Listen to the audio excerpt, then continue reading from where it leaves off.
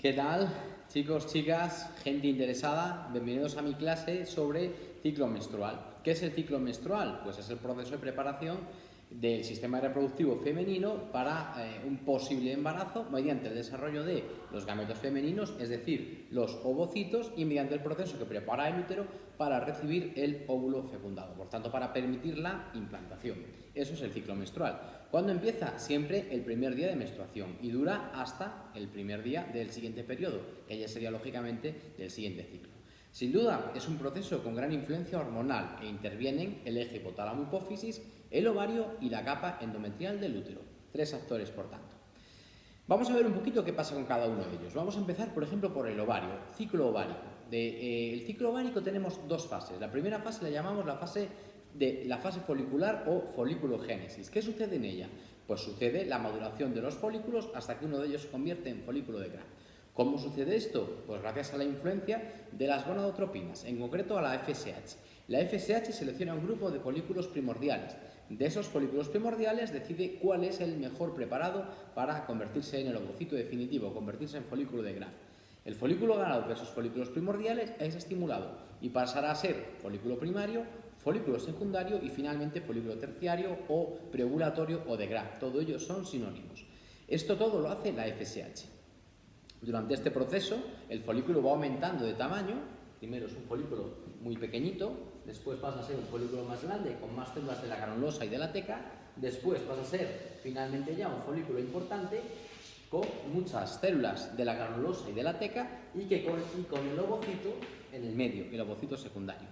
Al tener cada vez más células de la granulosa y de la teca, tiene más capacidad para producir estrógenos. Por eso en la primera mitad del ciclo cada vez hay más estrógenos y es sin duda la hormona dominante de la primera mitad del ciclo. Cuando llegamos a este punto, folículo de Graf, que pasa en un ciclo medio unos 14 días, interviene, esto ha sido la FSH, pues en este momento interviene la hormona LH. Un pico de LH hace que se rompa este folículo de Graf y este ovocito tipo 2 salga fuera. Por tanto, un pico de LH es lo que da lugar a la ovulación y es lo que divide la fase ovárica o el ciclo ovárico. A partir de aquí, estas capas se pliegan y pasan a formar esta estructura. Esto es el cuerpo lúteo, que queda dentro del útero y formará estrógenos y progesterona durante toda la segunda mitad del ciclo. De las dos, la dominante va a ser la progesterona. Los estrógenos estarán formados, vendrán de aquí también, pero sobre todo producirá mucha progesterona.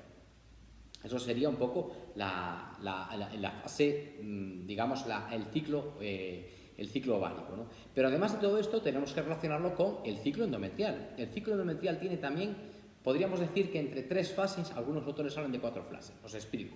Primero tenemos la fase proliferativa. La fase proliferativa del endometrio es, tras la menstruación, el endometrio queda en un estado muy basal. Todo el endometrio funcional es descamado, con la menstruación sale fuera, ¿verdad? Bueno, pues tras todo eso, ¿qué tenemos que hacer? Regenerarlo. ¿Quién lo regenera? Los estrógenos, precisamente, que produce este folículo en crecimiento. Estos estrógenos, a nivel del endometrio, lo que hacen es regenerarlo, le hacen proliferar. Por eso, la primera fase del ciclo endometrial o uterino le llamamos fase proliferativa.